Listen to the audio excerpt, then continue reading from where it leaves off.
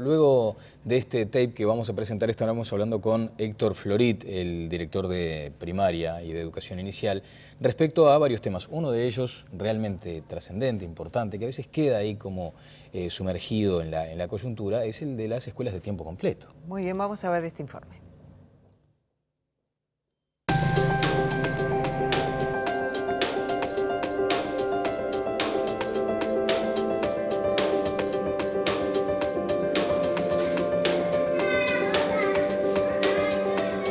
Estamos convencidos que la escuela de tiempo completo realmente mejora, apoya, enriquece los aprendizajes, no solo por el tiempo pedagógico, sino que por todo lo que se puede instrumentar a partir de ese tiempo. Una propuesta educativa que reúne mayor tiempo, la posibilidad de las comidas en el espacio escolar, también la posibilidad de talleres, la posibilidad de tener una segunda lengua, inglés, portugués, la posibilidad de incorporar el uso de las TICs, la educación física, pero sobre todo un tiempo para disfrutar, un tiempo para convivir, un tiempo para aprender valores.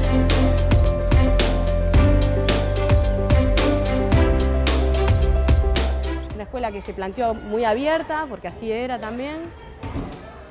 Con mucho contacto con el exterior y con mucho contacto con ese verde que veíamos presente.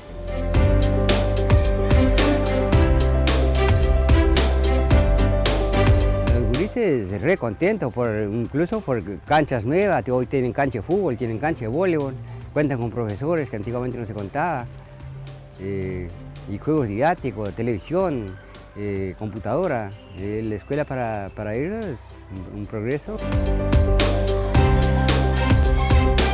Hoy se cuenta con un barrio que casi todos los padres trabajan, una escuela de tiempo completo les favorece en pila, no solo al niño que pasa todo un lote de hora cuidado, bien alimentado, y le da más libertad al padre para trabajar y más para trabajar, porque estamos en una zona bastante alejada del pueblo. Bueno, ¿qué les puedo decir? Que paso la mayor parte de mi vida dentro de esta escuela, la quiero un montón. Ellos dependen mucho del comedor. Acá nosotros tenemos niños muy carenciados. Levantarme y venir a trabajar es lo más lindo que puede haber. Le doy gracias a las autoridades por haber transformado mi cocina, lo que era, en esto. Continuamos transformando las escuelas y los locales. Hoy tenemos 171 escuelas de tiempo completo. De esas se han inaugurado locales en este último año en el orden de los 12 locales, es lo que tenemos previsto. Continuamos la semana que viene y las próximas semanas con inauguraciones.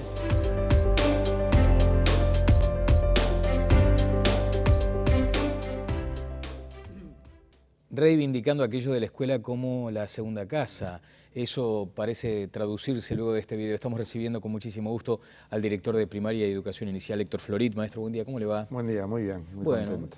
Pretende también, aprovechando la cercanía con el 23 de septiembre, el Día del Maestro es el 22. El 22 de septiembre, para homenajear, ¿no?, a los maestros que muchas veces transcurren su vida profesional en el más absoluto anonimato. Sí, imagínese allá en el departamento de Artigas, ese departamento tan querido y tan lejano, ¿no? Tan lejano. Y con experiencias tan lindas que a veces uno no conoce, ¿verdad? Hace unos meses estuve en un internado rural sobre la Ruta 26. Son de las cosas que acá en la ciudad desconocemos, pero hay varios internados rurales. Cuchilla de Fuego es otro, en Paysandú, pero son varios, 6, donde el maestro permanece con los niños durante toda la semana. Claro. Y el sábado, bueno, los chicos vuelven, el maestro a la ciudad, y al lunes siguiente se reformula el encuentro y una semana más de convivencia. Claro, Héctor, el otro día me enteraba por la prensa de una situación complicada, ¿no? Un maestro rural, pero no recuerdo exactamente el departamento, que estaba a punto de cerrar la escuela, que no tenía insumos, que tenía dificultades, que debía vivir ahí, se le hacía complicado eso. Hay también situaciones que atender en ese sentido. Sí, sin duda. Todavía tenemos cerca de 100 escuelas rurales sin luz, es decir, con los paneles, ¿verdad? Claro. Hay un convenio con UTE que venimos avanzando fuertemente, pero aquellas escuelas que están a más de 5.000 metros del tendido eléctrico son las que están quedando en esta última etapa hasta completar totalmente la electrificación rural. Comenzamos con un número muy grande, se va avanzando bien, pero son situaciones bien desafiantes. Hay que pensar que además en esas escuelas muchas veces hay problemas también con el alumbramiento de pozos de agua. Hay que llegar con la conectividad, porque es donde es más necesario el plan Ceibal. Entonces tenemos los paneles solares para que se pueda contar con una computadora para conectarse con la sociedad, con las inspecciones. Bueno, vamos a esta preciosa experiencia de las escuelas de tiempo completo. Una precisión, si se quiere, política del tema. El Frente Amplio hace años se había opuesto a esta posibilidad de las escuelas de tiempo completo. Luego, la dinámica de los hechos fue haciendo que se interpretara, ¿puede ser, de otra forma esta idea? Bueno, yo no tengo conocimiento de que se haya opuesto el Frente Amplio. A mí me gustaría ubicar esto con una perspectiva más larga, ¿verdad? Perfecto. En la CIDE, a mediados de los 60, ya planteaba la escuela de jornada completa, la llamaba, y proponía un número importante de escuelas, pero sin una definición exacta. El Congreso del Pueblo, el antecesor de la Convención Nacional de Trabajadores, también propuso la escuela de tiempo completo, y estoy hablando de nuevo en el 65, 66, 67. La Federación Uruguaya de Magisterio, a comienzos de los 70, insiste en una escuela de tiempo completo. Y luego, en la administración Gavito, hay un estudio llevado adelante por la CEPAL que enfatiza la alternativa de tiempo completo, que la administración siguiente, la del profesor Rama, le da un fuerte impulso, sobre todo conceptual. No es que crezcan mucho, pero le da un impulso conceptual. Eso era uno de los puntos de atención. Cuando lo plantea Rama, allí la propia Federación Uruguaya del Magisterio que usted integraba, ¿no tenía un matiz importante sobre ese concepto? En tiempo completo no, en tiempo completo no. Yo diría que las diferencias con el profesor Rama, que fueron abundantes, no estaban centradas en tiempo completo. Yo diría que de la reforma de Rama, la expansión de inicial y tiempo completo fueron las dos medidas que no tuvieron oposición, aunque había sectores del sindicato que planteaban el tema de la inequidad fundamentalmente, es decir, que había una fuerte concentración de gasto de inversión en estas escuelas y a veces no se atendían las otras, lo cual es un dato, también ¿no? Es un dato. Es un dato porque allí hay un refuerzo presupuestario importante para llevar adelante esta iniciativa. Y un préstamo con el Banco Mundial, que fue otro de los puntos que generó rispidez, debate. En el día de mañana, el directorio del Banco Mundial en Washington firma el préstamo que van a financiar las escuelas del 2013 al 2016 por un monto de $40 millones, una contraparte nacional prácticamente igual, que van a financiar, yo no digo totalmente las 300 escuelas, el objetivo de las 300 escuelas, pero un porcentaje alto. ¿Cuántas hay hoy?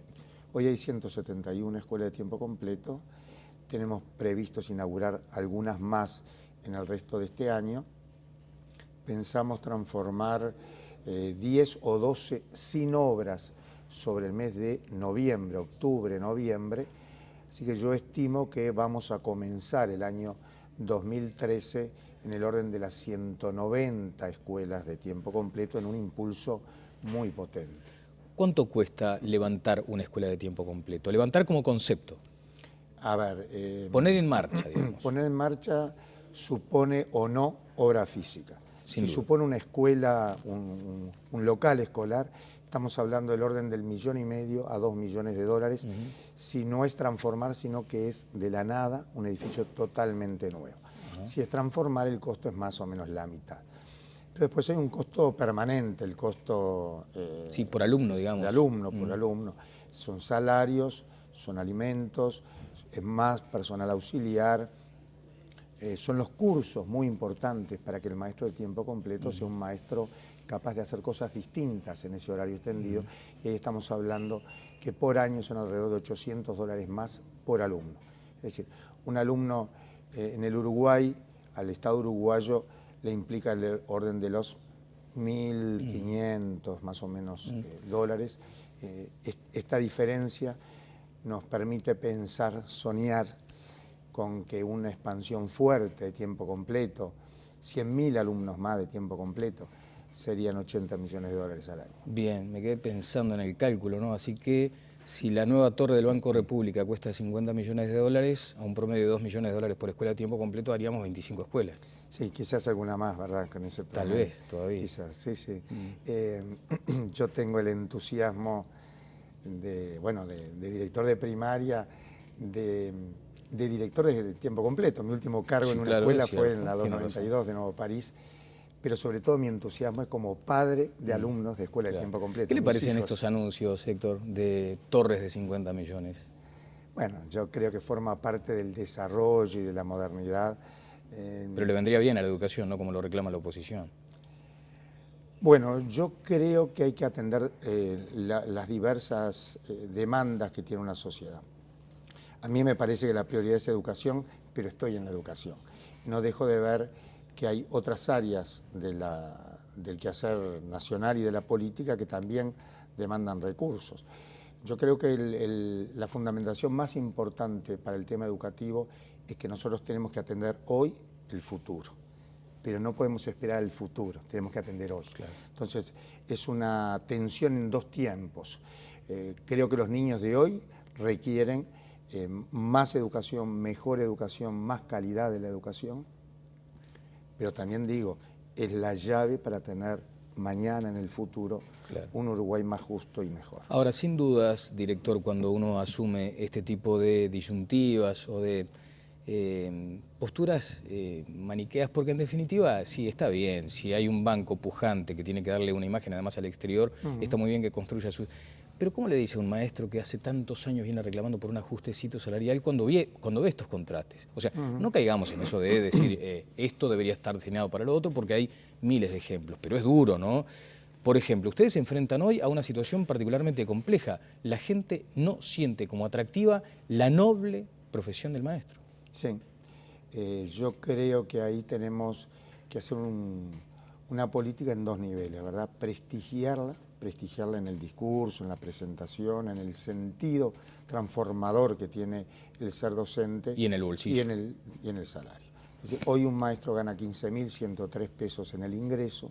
Si es de tiempo completo, bueno, obviamente es 26.000, pero son valores nominales. De eso en el bolsillo queda, bueno, menos de 12 en el primer caso, 11 y algo.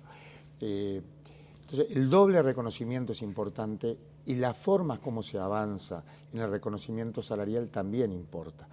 Por eso yo creo que fue muy significativo el convenio a 5 años que se firmó al comienzo con el CODICEN, con políticas que permiten tener una visión al año 2015 de cómo va a ir mejorando en términos comparativos el salario docente, y eso es un aliciente. Estamos discutiendo otras mejoras, acercar el salario de tiempo completo al doble del maestro que trabaja 4 horas, porque por algo trabaja 8. Pero esos son temas que van mejorando el escalafón total. Pero la política de reconocer en dignidad, en prestigio y en el salario a los maestros es muy importante. La dignidad también reside, maestro, en el ámbito físico en el que se maneja tanto el estudiante como el propio docente. Allí hay dificultades también que hay que atender.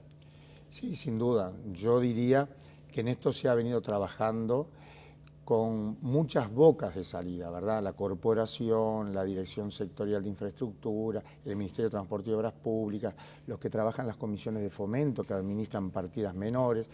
Cada una de estas iniciativas y propuestas tienen como meta mejores escuelas para enseñar mejor, pero sobre todo para aprender mejor.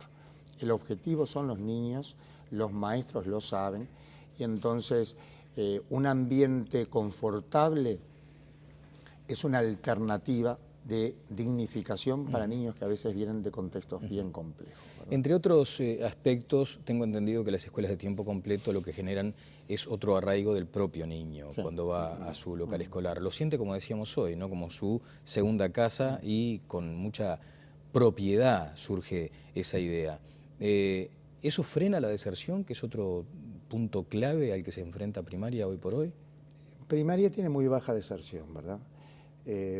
primaria lo que tiene es la asistencia intermitente, ¿verdad? Claro. Algunos sectores en los cuales los niños... Pero hay un momento de quiebre en el año, ¿no es cierto? O sea, cuando promedia el año, cuando vienen los... Empieza el ausentismo. El ausentismo. Ahí está, el ausentismo después de vacaciones de julio, sobre todo en educación inicial. Aquí se fue, se fue trabajando enfáticamente con UNICEF, con Antel, en esta propuesta del cero falta, para que todos compartamos que no hay nada más importante para un niño que ir todos los días a la escuela. No vale dejarlo cuidando al hermanito, dejando que se quede para cuidar la casa. Tenemos que ser conscientes que también el niño chico tiene que tener una asistencia regular a la escuela y ese es un hábito que nos permite en el desarrollo ulterior ser puntuales, mantener un trabajo, generar hábitos y disciplina. Pero efectivamente, más allá que se mejoró, hoy todavía tenemos un 29%, me refiero obviamente al año 2011, que es el año que está cerrado, 29% de niños de educación inicial que registraron 40 faltas o más en el año anterior.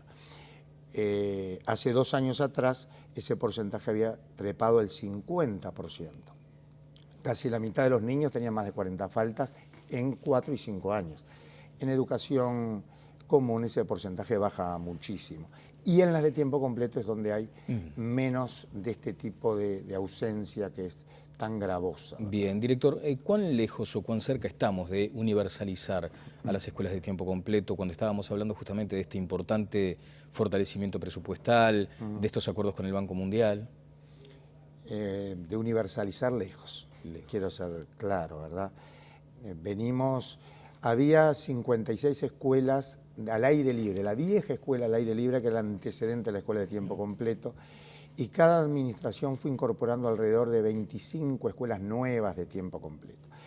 Nosotros ya pasamos las 25 porque el acuerdo político permite contar con un consenso muy fuerte y además los recursos, esto hay que enfatizarlo, para darle un impulso, yo diría, duplicar o triplicar la velocidad.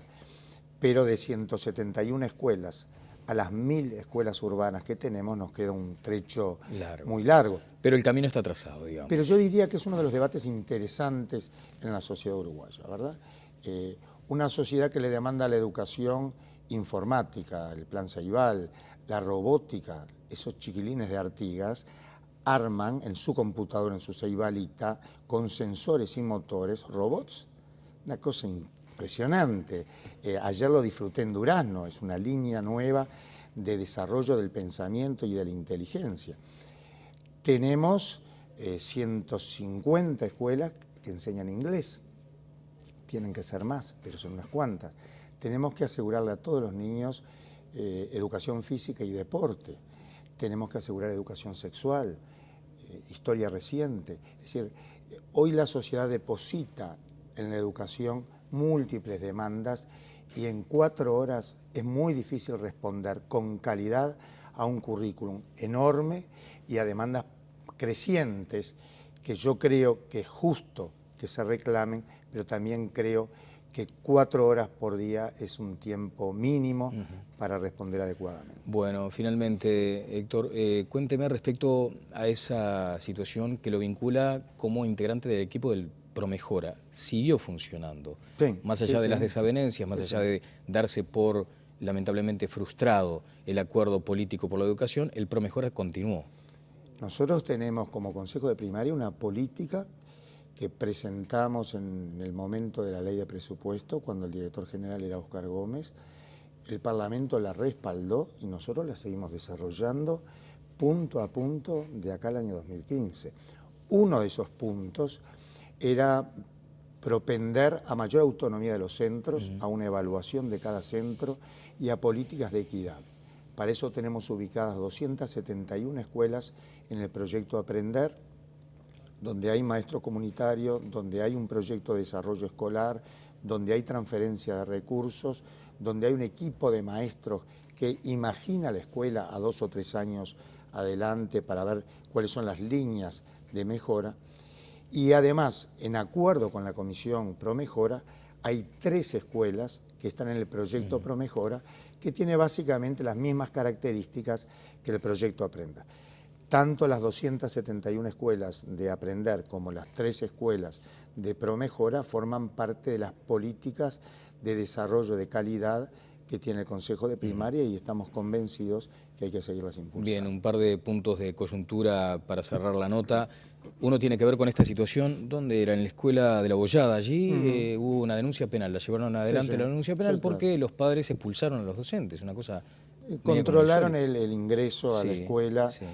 Anoche tuvimos una reunión con un grupo de estos papás, señalaban su malestar por la situación de obras no resueltas aún en la escuela.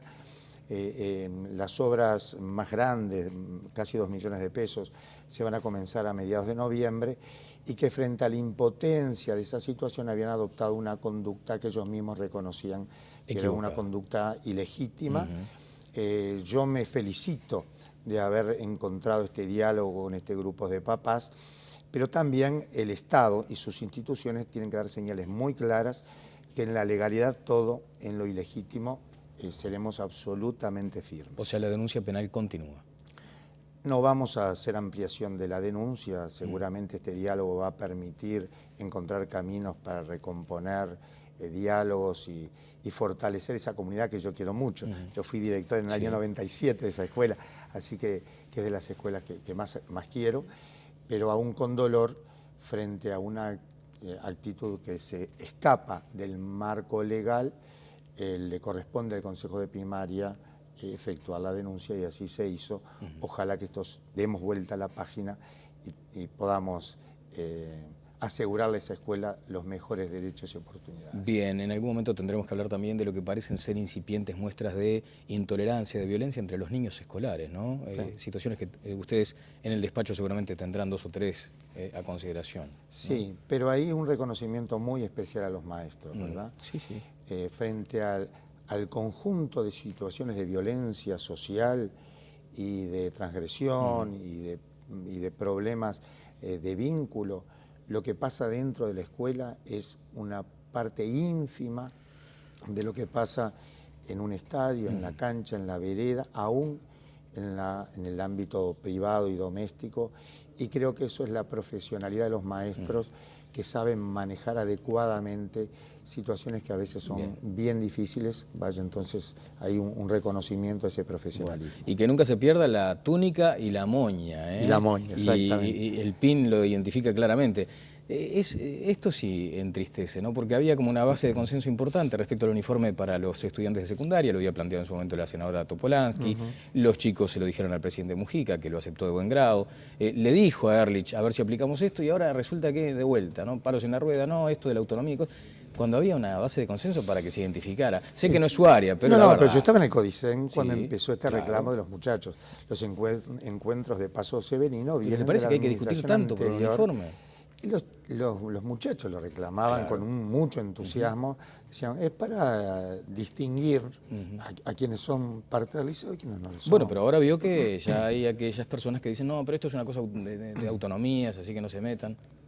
Y quedamos ahora... Ojalá podamos tener rumbos claros que generen acuerdos, porque, digamos, la educación requiere estos rumbos para evitar vaivenes en los cuales no avanzamos y tenemos urgencia. Y retrocedemos. La urgencia son los alumnos de hoy, claro, que hacen la sociedad de mañana. Muchas gracias, Héctor, como siempre. El maestro Héctor Florit, director de Educación Inicial y Primaria.